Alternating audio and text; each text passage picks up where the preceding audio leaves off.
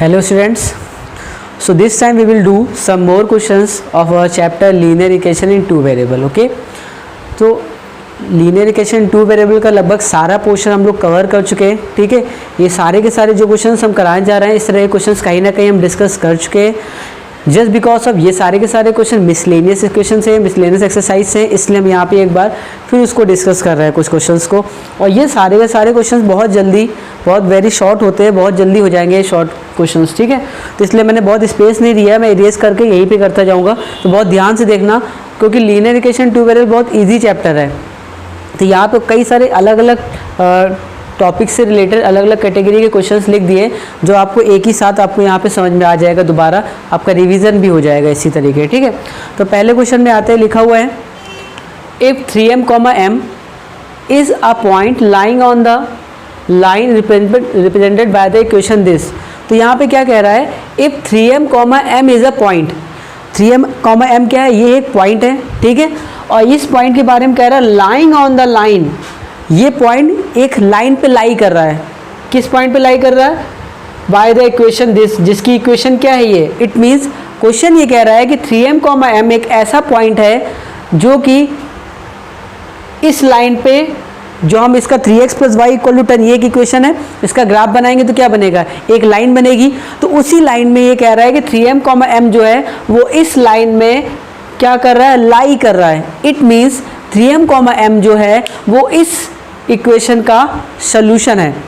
यही तो मतलब हुआ, क्योंकि ये पॉइंट अगर इसकी लाइन में अगर ये पॉइंट लाई कर रहा है, इट मीन्स ये पॉइंट क्या है, इस इक्वेशन का सॉल्यूशन है. तो अगर ये पॉइंट इस इक्वेशन का सॉल्यूशन है तो हम लोग इसको वहाँ पे पुट कर सकते हैं और LHS RHS इक्वल आना चाहिए. ये हम पहले भी डिस्कस कर चुके हैं. तो अगर ये इसका सॉल्यूशन है तो इसको हम लोग यहाँ पे पुट कर देंगे. अब अगर आप ध्यान से देखो तो ये x, y में x की जगह क्या है, x की जगह है 3m और y की जगह क्या है, y की जगह क्या है, m. तो x की जगह क्या है 3m और y की जगह क्या है m, और इस x, y को हम यहाँ पुट कर देंगे. ठीक है, और ध्यान देखो पूछा क्या है, फाइंड m. तो जब हम लोग वहाँ पुट करेंगे, क्योंकि वो उस पर लाई कर रहा है इसलिए पुट कर सकते हैं. पुट करके जैसे ही हम लोग उसको सॉल्व करेंगे तो m की वैल्यू आ जाएगी. तो वहाँ हम पुट कर देते हैं. तो ये हो गया 3x + y, तो 3x की जगह 3m + y की जगह m = 10. ठीक है, तो हो जाएगा 9m + m = 10. So this will become 10m = 10. तो 10 से 10 कैंसिल हो गया, तो m की वैल्यू कितनी आ गई, 1.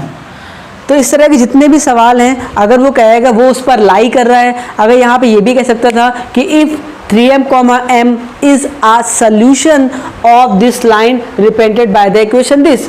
अगर वो कहता कि 3m, m इसका सॉल्यूशन है तो भी हम उसको वहाँ पे पुट करके आंसर निकाल लेते हैं. अगर उसने कह दिया वो उस पर लाई कर रहा है तो उस पर लाई करना या उसका सॉल्यूशन कहना वो बात एक ही है. ठीक है, तो इस तरीके से हम लोग यहाँ पे सॉल्व करके m की वैल्यू निकाल लेंगे. ठीक है, सेकेंड क्वेश्चन में देखो क्या कह रहा है, find which of the following points lie on the line this. अब हमें क्या बताना है, ये फर्स्ट वाला क्वेश्चन हो गया तो मैं इसको इरेज कर रहा हूँ. ठीक है, फर्स्ट वाला क्वेश्चन हो गया तो इसको मैं इरेज कर दूंगा. तो ये आपका इरेज हो जाएगा और स्पेस आपका बनता जाएगा. हर एक क्वेश्चन में स्पेस इसी तरीके आता जाएगा. ठीक है, अब सेकंड वाले क्वेश्चन में देख लेते क्या कह रहा है, find which of the following points lie on the line this. ठीक है, तो इनमें से कौन सा पॉइंट उस लाइन पर लाई कर रहा है. मेरे पास कितने पॉइंट्स हैं, 2, 2, 2, 0, 4, 3, 1, -2. इनमें से कौन कौन से पॉइंट इस पर लाई कर रहे हैं. तो मैंने बताया अगर हमें चेक करना है कि कौन कौन से पॉइंट इस पर लाई कर रहे हैं तो इनकी कोऑर्डिनेट की वैल्यू को x, y को हम यहाँ रखते जाएंगे. जब रखने पे x, LHS और RHS बराबर आ रहा होगा उस केस में वो जो पॉइंट होगा वो उसका सोल्यूशन होगा. इट मीन्स वो लाई करेगा. अगर LHS RHS बराबर नहीं आएगा उस पॉइंट को रखने पे तो वो उसका सोल्यूशन नहीं होगा. इट मीन्स उस पर लाई नहीं करेगा. ठीक है, तो जरा रख लेते हैं. तो यह 3x - y इक्वेशन क्या है मेरी, 3x - 2y = 6. तो यहाँ पे मेरे पास x की वैल्यू कितनी है, 2, और y भी कितना है, 2 रख दिया मैंने. x की जगह भी 2 रख दिया और y की जगह भी क्या रख दिया, 2. = में कितना है, 6. चेक करें अगर यहाँ पे दिया गया 6 - 4, तो क्या ये 6 - 4 और राइट साइड में क्या है 6, क्या ये 6 - 4 इट मीन 2, क्या ये 2 6 के बराबर आएगा. नहीं आ रहा है। तो 2, 2 को अगर हमने यहाँ पुट किया तो ये आ गया 6 - 4 जो कि 2 है और वो इस 6 के बराबर नहीं। तो इस केस में 2, 2 को यहाँ रखने पे LHS और RHS बराबर नहीं आ रहा है। इट मीन्स 2, 2 इसका सोल्यूशन नहीं है। इट मीन्स 2, 2 इसका जब ग्राफ बनाएंगे तो उस लाइन पे लाई नहीं करेगा। ठीक है, तो पहला वाला क्या हो गया मेरा, क्रॉस हो गया। ठीक है, सेकंड में देख ले 2, 0, 2, 0 इस पे पुट करके देख लेते हैं। तो 3x - 2y = 6। x में क्या रखना है, x में 2 रखना है और y में क्या रखना है 0 = 6। तो देखो यहाँ पे भी 6 आ रहा है और RHS में भी 6 आ रहा है, क्योंकि 2 × 0 0 हो जाएगा। तो 6 = 6, तो इसका मतलब 2, 0 इस पर लाई करेगा, क्योंकि 2, 0 रखने पर इसका LHS और RHS इक्वल आ रहा है। ठीक है, तो यहाँ पे हम लोग टिक कर सकते हैं कि ये इस पर लाई करेगा। 4, 3 चेक कर लेते हैं। तो 3 डायरेक्ट रख रहा हूँ मैं, अब यहाँ पे दोबारा इक्वेशन नहीं लिख रहा हूँ, डायरेक्ट वैल्यू पुट कर रहा हूँ। x की प्लेस पे 4 और y की प्लेस पे 3, तो यह आ जाएगा -2 3 = 6। तो ये आ गया 12 - 6 और ये 6 था, तो ये 6 ये 6। तो यहाँ पे भी क्या है, LHS और RHS क्या आ गए, इक्वल आ गए। सॉरी, नॉट इक्वल तो साइड लगा दिया, ये इक्वल आ गए। तो यहाँ पे भी LHS और RHS इक्वल आ गए। इट मीन्स 4, 3 भी इस लाइन पर लाई करेगा। जब इसका ग्राफ बनेगा तो उस पर लाई करेगा। हम लोग डायरेक्ट चेक करके बता रहे हैं। यहाँ पे हम लोग चेक कर लेते हैं 1, -2। ठीक है, तो 1, -2 यहाँ चेक कर ले। x के प्लेस पे क्या रखना है 1, तो 3x के प्लेस पे 1 रख दिया, -2 और y के प्लेस पे क्या रखना है -2, तो -2 रख दिया, तो ये आ गया 3 और ये प्लस माइनस प्लस हो जाएगा, तो प्लस का 4, तो ये 7 आ गया। और राइट साइड में कितना लिखा हुआ है 6, तो इसका मतलब यहाँ पे भी LHS और RHS बराबर नहीं है। इट मीन्स ये 4 पॉइंट भी इस पर लाई नहीं करेगा। तो क्वेश्चन क्या था, which of the following points, मतलब इनमें से कौन से पॉइंट इस लाइन पर लाई करेंगे। तो जिस पॉइंट पर रखने पे LHS RHS बराबर आ रहा है वो पॉइंट लाई करेंगे। ठीक है, तो कौन कौन से पॉइंट लाइन करेंगे, सेकेंड एंड थर्ड पॉइंट इस लाइन पर लाई करेंगे। ये हमारा सेकेंड क्वेश्चन था। ठीक है, अच्छा इससे और इससे पहले वाले क्वेश्चन में क्या डिफरेंस है। इस सवाल में हमसे पूछा था कि वो उस पर लाई करेगा कि नहीं, और इसके पहले वाले सवाल में उसने हमें ऑलरेडी बताया था, पूछा नहीं था, उसने बताया था कि 3m, m उस पर लाई कर रहा है, तो m की वैल्यू बताओ। तो हमने क्या किया था, LHS RHS बराबर मान लिया था और इक्वल टू इसकी वैल्यू आप पुट करके इक्वल टू करके सॉल्व कर लिया था। यहाँ पे हम इक्वल टू से कुछ सॉल्व नहीं कर रहे हैं, बस यहाँ वैल्यू रख के चेक करें कि इक्वल RHS और LHS बराबर आ रहे हैं कि नहीं आ रहे हैं। ठीक है, अगर इसको इस साइड में लिया होगा तो यहाँ पे 0 बचेगा, तो 0 आना चाहिए, बात वही है। ठीक है, तो ये हमारा क्वेश्चन था कि इससे पहले वाले में वो हमें बता रहा था उस पर लाई करेगा, m की वैल्यू बतानी थी। इस वाले सवाल में हमसे पूछा है उसने कि लाई करेगा कि नहीं, तो अगर LHS RHS बराबर आ रहा है तो लाई करेगा, अदरवाइज नहीं करेगा। ठीक है, तो हम लोग बात करते हैं अपने थर्ड क्वेश्चन की। ठीक है, इसको भी इरेज कर रहा हूँ। अब इसमें क्या कह रहा है, find graphically the point where the line this cuts x and y axis. तो पहली बात तो इस सवाल में हमसे कहा है कि ग्राफिकली हमें बताना है। ठीक है, तो ग्राफ बनाना तो सभी को आता है, सिखा चुके हैं ग्राफ कैसे बनाया जाता है। अगर हमें 3x + 2y - 12 का ग्राफ बनाना है तो हम क्या करेंगे, 2 सोल्यूशन निकाल लेंगे, 2 पॉइंट निकाल लेंगे और उन पॉइंट को प्लॉट कर देंगे और फिर लाइन को मिला देंगे, तो क्या बन जाएगा, इसका ग्राफ बन जाएगा। तो ग्राफ बनाना सभी को आता है, इसलिए इस सवाल को हम ग्राफिकली समझाने के लिए मैंने यहाँ नहीं लिखा है एक्चुअली में, क्योंकि ग्राफ सब बना चुके हैं। अगर ग्राफ पेपर में ग्राफ बनाओगे तो जहाँ ये जो पॉइंट है क्या कह रहा है, एक्स एक्सिस को कहाँ कट कर रहा है, तो ये जो भी कोऑर्डिनेट आ रहा होंगे वो बता देंगे। कह रहा है वाई एक्सिस को कहाँ कट कर रहा है, तो ये जो कोऑर्डिनेट आ रहे हैं वो बता देंगे। तो ग्राफिकली क्या ग्राफ बनाएंगे तो अपने आप दिखेगा वो एक्स एक्सिस और वाई एक्सिस को कहाँ कट कर रहा है, उसके कोऑर्डिनेट नोट करके आंसर बता देंगे। हम इसको ग्राफिकली नहीं बताएंगे, हम इसको पहले ही बता चुके हैं कि हम लोग इसको डायरेक्ट भी निकाल सकते हैं कैलकुलेशन से, कि अगर हमें बताना है कि ये line 3x + 2y equal to या -12 = 0, अगर हमें बताना है कि ये लाइन x एक्सिस और y एक्सिस को कहाँ कट करेगी, तो बहुत सिंपल तरीका होता है। ठीक है, अगर हमें पता करना है कि ये x एक्सिस को कहाँ कट करेगी, क्योंकि हमें पता है कि x एक्सिस को जब भी कट कर रही होगी तो उस केस में y क्या आ रहा होगा, ये तो फिक्स है, और y एक्सिस में जहाँ पे भी कट करेगी उस केस में x क्या आ रहा होगा, 0। ये तो हमें पता है इन दोनों पॉइंट में। तो अगर हमें ये बताना है कि इस केस में ये लाइन एक्स एक्सिस को कहाँ कट करेगी, तो एक्स एक्सिस को जहाँ कट कर रही होगी उस केस में वाई कितना है 0। तो अगर हम यहाँ वाई की वैल्यू 0 रख देंगे तो अपने आप हमें वो एक्स पता चल जाएगा जहाँ ये कट कर रही होगी, ठीक है। तो डायरेक्ट भी निकाल सकते हो, तो यहाँ पुट कर देंगे तो 3x + 2 वाई की जगह क्या रख देंगे, यहाँ मैं लिख रहा हूँ पुट y = 0, क्योंकि हमें क्या निकालना है कि x एक्सिस में काट कर दे, तो y = 0 रख देंगे। अगर हमें बताना है x एक्सिस में कहाँ कट कर रहा है तो कहाँ 0 रखेंगे, y में। अगर हमें बताना है y एक्सिस में कहाँ कट कर रहा है तो कहाँ 0 रखेंगे, x में, ठीक है। तो यहाँ रख लेते हैं क्योंकि हम पहला बता रहे हैं, पहला क्या पूछा है x एक्सिस में कहाँ कट कर रहा है, तो हम y = 0 रख देते हैं यहाँ पे। तो 2 0 माइनस का 12 = 0, तो ये आ गया 3x। 0 × 2 0 हो गया, कुछ बच्चे 2 लिख देते हैं, ठीक है। माइनस का 12 उधर ले गए तो 12 हो गया, तो x बराबर कितना आ गया 4। तो इट मीन्स पॉइंट क्या आ गया 4,0, x में 4 और y में क्या था 0। तो इट मीन्स ये लाइन x एक्सिस को कहाँ कट कर रही होगी, 4,0 पे कट कर रही होगी, ठीक है। सिमिलरली हमें बताना है कि ये लाइन y एक्सिस को कहाँ कट करेगी, तो हमें पता है जब ये y एक्सिस को कट कर रही होगी तो उस केस में क्या 0 हो जाएगा, उस केस में जब ये y एक्सिस को कट कर रही होगी उस केस में x 0 होगा। तो हम क्या करेंगे, इस लाइन में x = 0 पुट कर देंगे, तो हो जाएगा 3x की जगह 0, मैंने इक्वेशन नहीं लिखा, इस बार डायरेक्ट वैल्यू पुट कर दिए, ठीक है। प्लस 2y माइनस का 12 = 0, तो ये हो जाएगा 0 + 2y माइनस का 12 = 0, तो ये आ गया 2y = 12, तो y = कितना आ गया 6, y = 6 आ गया। इसका मतलब जब ये y एक्सिस को कट कर रही होगी उस समय y कितना होगा 6 और x में 0, तो ये पॉइंट कितना आ गया 0,6, ठीक है।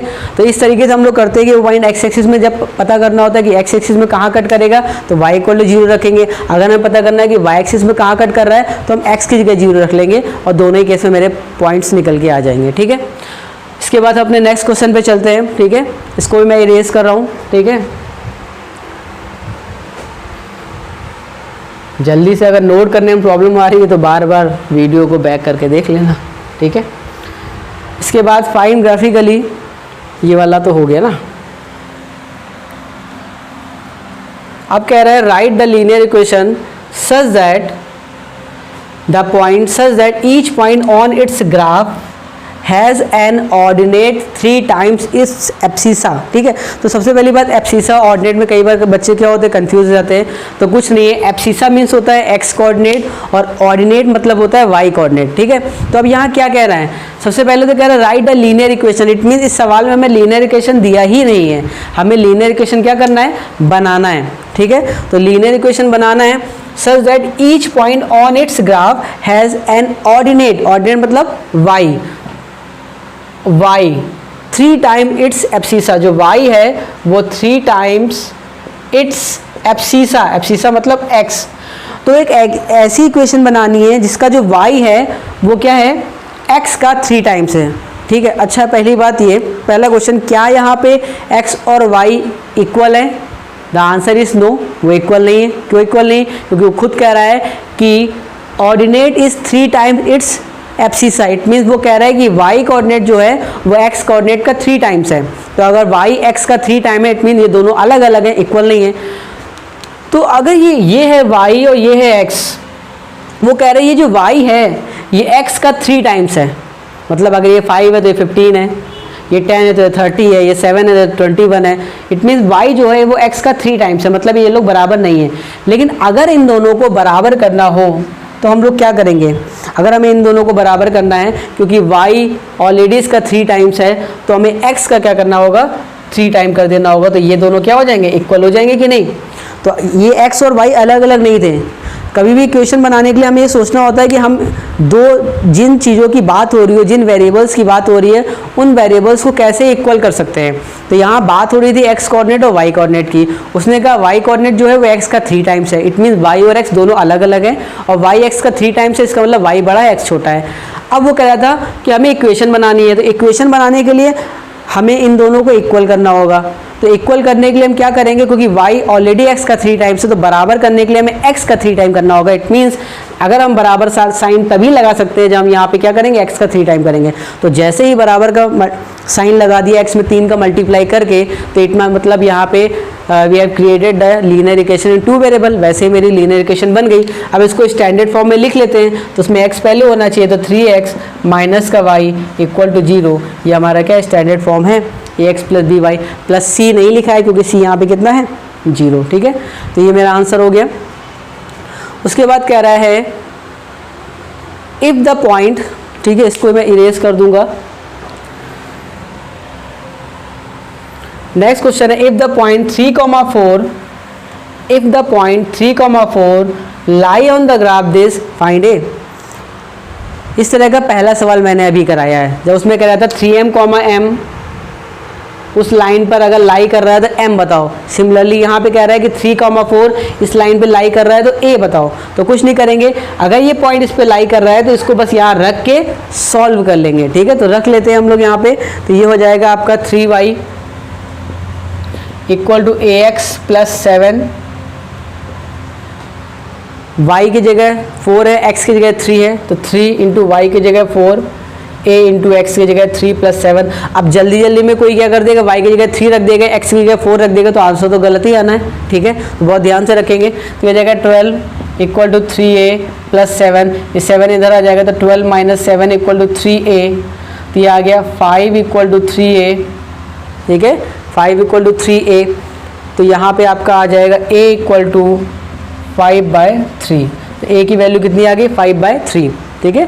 a की जगह y की जगह 4 रखा, a की जगह 3 रखा, तो 12 प्लस 3a बराबर प्लस 7, तो ये आ गया 12 equal to 3a plus 7, 7 minus हो गया तो 5 इक्वल टू 3a, तो a इक्वल टू आ गया 5/3, ठीक है। तो ये भी हो गया। इसके बाद देख लेते हैं क्या कह रहा है।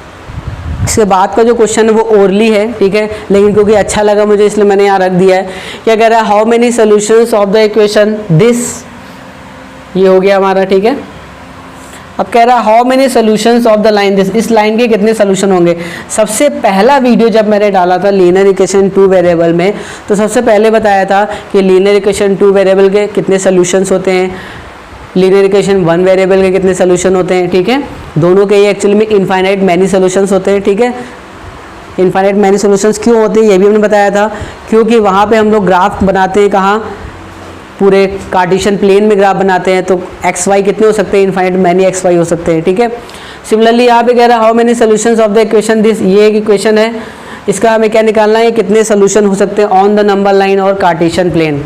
इस लाइन के नंबर लाइन पे कितने सोल्यूशन होंगे और इस लाइन के कार्टेशियन प्लेन में कितने सोल्यूशन होंगे। तो सबसे पहला क्वेश्चन तो मेरा ये है कि जो लीनियर इक्वेशन है ये 1 वेरिएबल में है कि 2 वेरिएबल में है। तो सीधी सी बात है, यहाँ एक ही तरह का वेरिएबल लग रहा है, तो ये 1 वेरिएबल में, इसको सॉल्व करके भी लिख लेते हैं।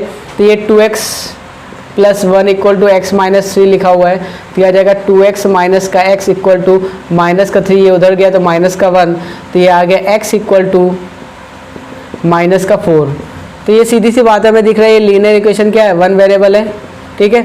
तो इसका नंबर लाइन में कितने सोल्यूशन है, तो नंबर लाइन हमें पता है ना 0 1 2 3 4, तो नंबर लाइन में तो इसका सिर्फ एक ही सोल्यूशन है, वो भी कितना है माइनस का 4। तो नंबर लाइन में इसका क्या है, एक ही सोल्यूशन है, -4 इधर कहीं मिल जाएगा। तो नंबर लाइन में इसके कितने सोल्यूशन है, नंबर लाइन में इस लाइन की कितने सोल्यूशन है, ओनली 1, नंबर लाइन में इसका सिर्फ एक सोल्यूशन है।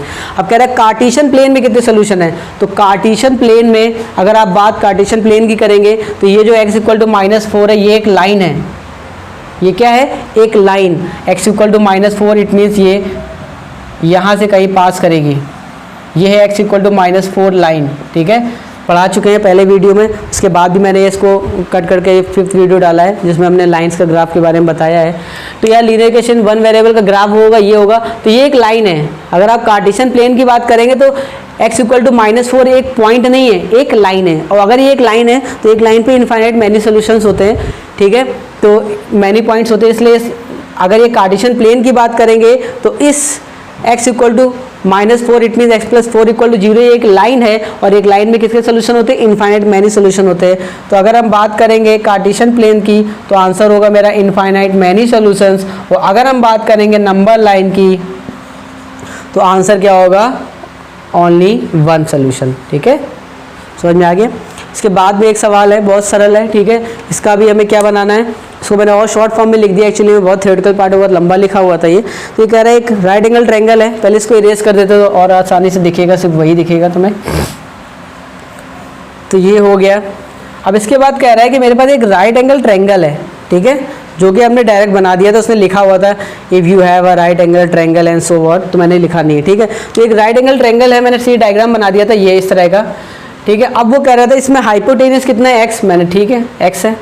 क्या कह रहा था स्मॉलेस्ट साइड कितनी, वाई, तो स्मॉलेस्ट साइड वैसे ही पता मुझे हाइपोटेनस के अलावा बाकी के दोनों में से कोई एक स्मॉलेस्ट होगा, तो मुझे नहीं पता इन दोनों में कौन सी स्मॉलेस्ट है। अब कह रहा है स्मॉलेस्ट साइड वाई, तो हमने मान लिया यही मेरी स्मॉलेस्ट साइड है, ये वाई। तो बची कौन सी, थर्ड साइड। अब क्या कह रहा है third side is 5 more then the smallest, third side is 5 more then the smallest, smallest क्या है वाई, तो थर्ड साइड कितनी हो जाएगी 5 मोर देन स्मॉलेस्ट, मतलब थर्ड साइड कितनी हो गई, तो मेरी थर्ड साइड हो गई y plus 3, y plus 5 sorry, ठीक है, क्योंकि 5 ज़्यादा है ना, थर्ड साइड जो मेरी है स्मॉलेस्ट से 5 ज़्यादा, स्मॉलेस्ट कितना है y, तो y से 5 ज़्यादा, तो थर्ड साइड कितनी हो गई y प्लस 5, तो मेरी तीनों साइडें आ गई। हाइपोटेनस x दिया था, स्मॉलेस्ट साइड y दिया था, तीसरी साइड स्मॉलेस्ट से 5 ज़्यादा दिया था, ठीक है। अब क्या कर रहा था, perimeter of a triangle is 30, triangle का पेरीमीटर दिया हुआ है, और क्या करना था, create the linear equation two variable, तो लीनियर इक्वेशन बनाने के लिए जो भी कंडीशन दी है उसको हम लोग वहाँ रख के सेटिस्फाई करा देंगे। तो क्या कह रहा है, पेरीमीटर कितना है, पेरीमीटर हमारा 30 है, और ट्रायंगल का पेरीमीटर का कोई स्पेसिफिक फॉर्मूला नहीं होता है, जैसे रेक्टेंगल का पेरीमीटर का होता है 2 ब्रैकेट में l प्लस बी, स्क्वायर का होता है 4 इंटू साइड, ट्रायंगल का कोई नहीं होता है। ट्रायंगल का बेसिक फॉर्मूला लगाना है sum of the all side, ठीक है। तो sum of the length of the all side, सारे साइड्स का लेंथ का सम पेरीमीटर होगा। तो साइड साइड क्या है, पहली x है, फिर एक y है, और एक मेरा y प्लस 5 है, इन तीनों का सम कितना दिया हुआ है 30। तो सॉल्व कर लेंगे, ये आ गया x प्लस 2y, और ये 30 में से 25 उधर माइनस कर देंगे, 30 में से 5 माइनस कर देंगे तो 25 क्रिएट हो गया, तो ये x प्लस 2y बराबर 25, ये हमारा लीनियर इक्वेशन इन टू वेरिएबल बन गया, ठीक है। तो बहुत इजी सवाल थे, लेकिन बहुत कंसेप्चुअल सवाल थे, तो बहुत ध्यान से देख लेना एक बार फिर से, ठीक। तो some more question we will discuss in our next video, okay bye.